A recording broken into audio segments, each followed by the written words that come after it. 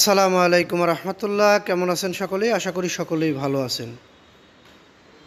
দেশ ও প্রবাসে থাকা ব্যাংকের গ্রাহক ভাই বোনেরা, এখানে 5টি ব্যাংকের লোগো দেখছেন।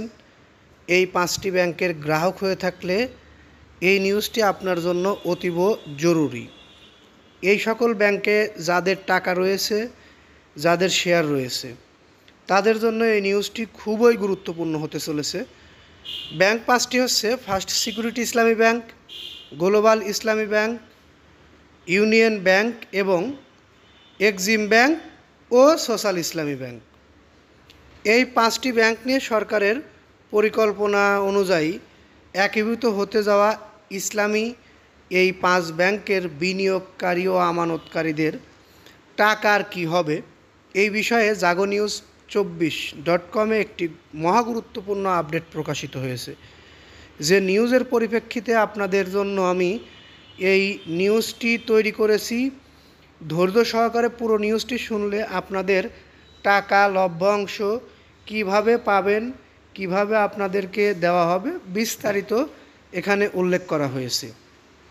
প্রথমের যে কথাগুলো, এই কথাগুলো আমরা সব নিউজেই বলে থাকি, এ কারণে আমরা প্রথমের কথাগুলো এড়িয়ে যাচ্ছি। একীভূত ব্যাংকটি হবে ক্ষুদ্র মাঝারি খাতের অর্থায়নের জন্য বিশেষায়িত একটি শেয়ার ভিত্তিক আর্থিক প্রতিষ্ঠান। বাংলাদেশ ব্যাংক নিজে থেকে এ ব্যাংকের লাইসেন্স দেবে এবং এই 5 ব্যাংকের আমানত সম্পদ দায়ভার নতুন প্রতিষ্ঠানে হস্তান্তর করা হবে।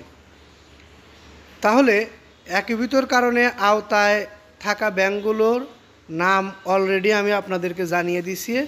আবারও জানাচ্ছি: ফার্স্ট সিকিউরিটি ইসলামী ব্যাংক, গ্লোবাল ইসলামী ব্যাংক, ইউনিয়ন ব্যাংক, সোশ্যাল ইসলামী ব্যাংক এবং এক্সিম ব্যাংক। তাহলে এই সব ব্যাংকে যদি একীভূত হয়ে যায়, গ্রাহকদের কোনো সমস্যা হবে কি না, এ বিষয়ে আমরা যে নিউজটি পেয়েছি, এসব প্রশ্নের উত্তর খোলাসা করেছেন সংশ্লিষ্টরা। তারা বলেছেন, ব্যাংক একীভূত হলে গ্রাহকদের লেনদেনের কোনো সমস্যা হবে না।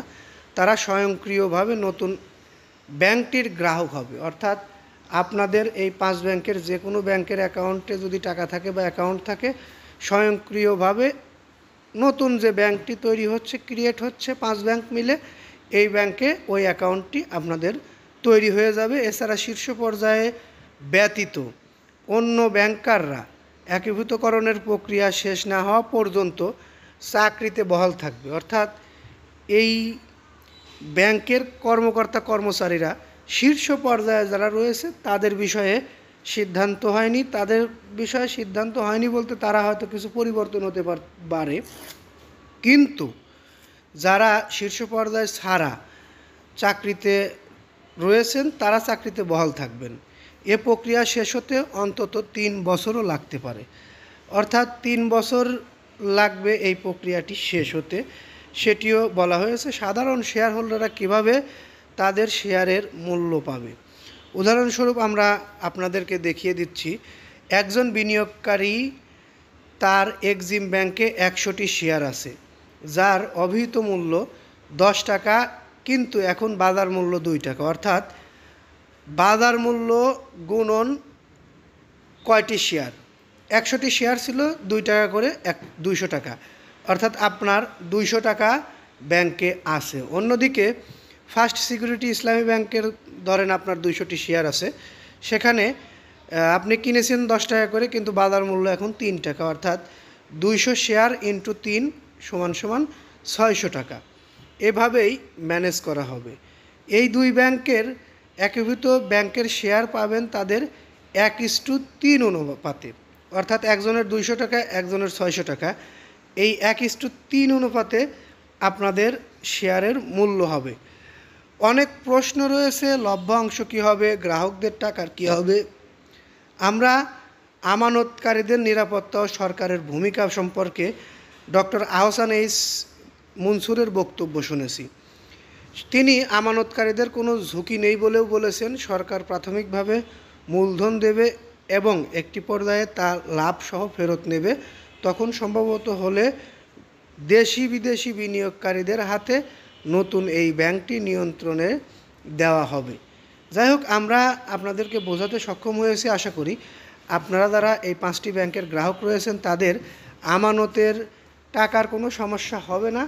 সরকার এখানে বিনিয়োগ করবে, এই টাকার লভ্যাংশ সহ আবার সরকার ফেরত নিয়ে নেবে যে কোনো একটি দেশি অথবা বিদেশি কোম্পানির কাছে ব্যাংকটি হস্তান্তর করে।